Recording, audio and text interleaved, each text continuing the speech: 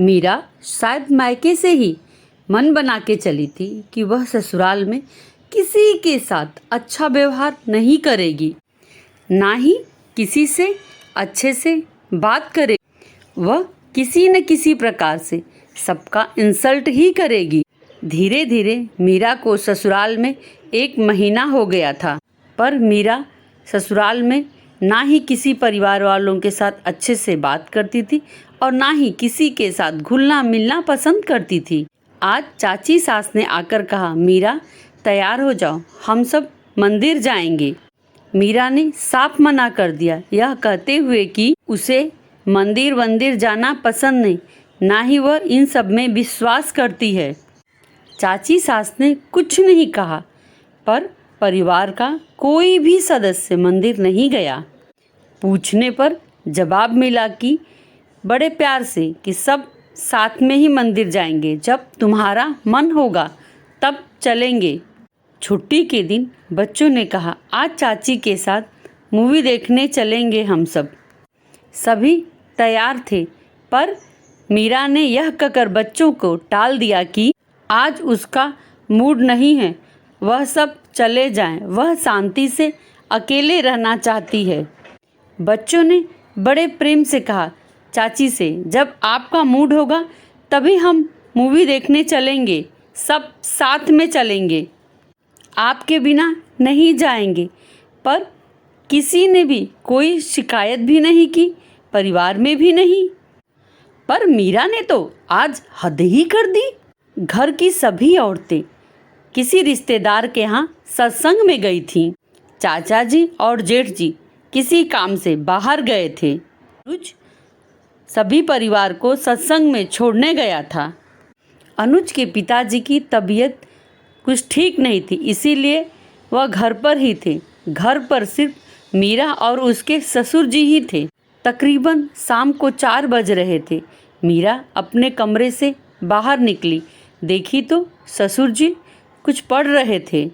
मीरा को देखते ही ससुर जी ने कहा, बेटा ज़रा 1 कप चाय पिला दोगी क्या?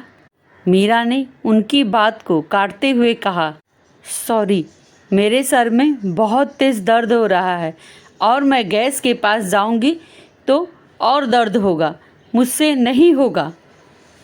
यह कहते हुए वह वहीं सोफे पर बैठ गई और फुल वॉल्यूम कर टीवी चालू कर देखने लगी। ससुर जी बिना कुछ कहे वहाँ से उठकर अपने कमरे में चले गए। आज बहुत खुश थी। उसे लगा वह जो काम करना चाहती थी आज उसमें वह कामयाब हो गई। अब तो ये लोग उसे उसके मायके भेज ही देंगे। अब तक तो ससुर जी पापा जी को फ़ोन कर ही देंगे। यही सब सोचते सोचते वह मन ही मन बहुत खुश हो रही थी। उसकी खुशी का कोई ठिकाना नहीं था।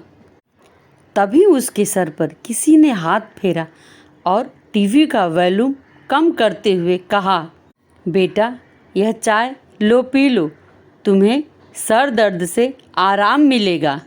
और टीवी का वॉल्यूम चालू करके वह वहाँ से चले गए।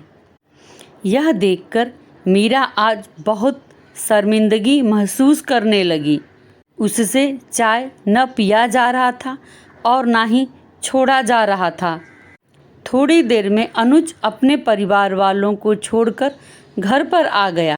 मीरा को परेशान देखकर अनुज ने कहा, क्या बात है, कुछ परेशान दिख रही हो, सब ठीक है ना?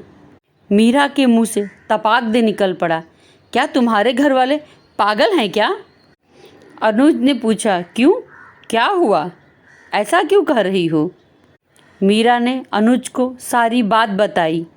अनुज उसके सवालों का जवाब दिए बिना ही बाहर चला गया। मीरा सोचती है, हे भगवान, ये बिना कुछ बोले ही कहाँ चले गए। तभी अनुज अपने हाथों में 2 लकड़ी लेकर आता है और कहता है, इसे चखो।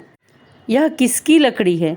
मीरा चक्कर बताती है कि एक आम की है और एक नीम की लकड़ी है। अनुज आम की लकड़ियों के छोटे छोटे टुकड़े कर देता है और उसमें एक नीम की लकड़ी मिला देता है और कहता है कि इसमें से नीम की लकड़ी निकालो, मीरा नीम की लकड़ी नहीं पहचान पाती है उस आम की लकड़ियों के गट्ठर में से।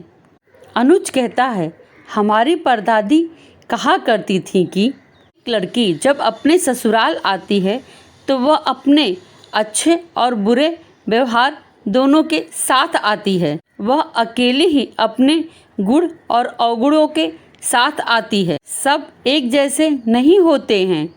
हर इंसान में कुछ अलग जरूर होता है। अगर हम सब उसके साथ अच्छा व्यवहार करेंगे तो वह एक न एक दिन जरूर समझेगी। और क्यों, वही क्यों समझे, हम सब भी क्यों ना थोड़ा थोड़ा समझ लें। और अगर हम सब उसके साथ अच्छा व्यवहार करेंगे तो ज़िंदगी थोड़ी आसान हो जाएगी और हम सब भी की अच्छी से ज़िंदगी कट जाएगी। मीरा रोती हुई अनुज के गले लग जाती है और कहती है, मुझे उन सब से सॉरी कहना है। अनुज कहता है, तुम्हें यहाँ किसी से भी सॉरी कहने की कोई ज़रूरत नहीं है, बस उनके रंग में रंग जाओ। वह सर हिलाती है और कहती है, पर कुछ तो करना होगा। ठीक है, करो, बताता हूँ तुम्हें। जब सभी लोग सत्संग से आएंगे तो सबके लिए अच्छी सी चाय बनाना और सबके साथ बैठकर पीना। और हाँ, मैं उन्हें लेने जा रहा हूँ। मीरा ने सबके साथ चाय पी।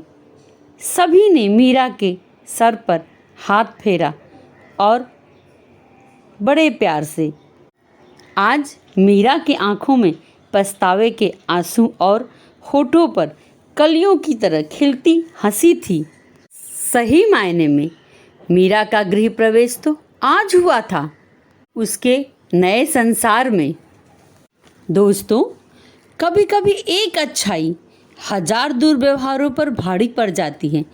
कहते हैं, अच्छे व्यवहार और प्यार से जानवर भी अपने हो जाते हैं। फिर तो मीरा इंसान थी।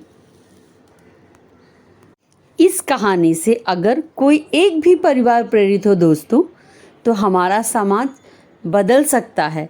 यह कहानी आपको अच्छी लगे तो प्लीज़ लाइक और शेयर ज़रूर करिएगा। धन्यवाद।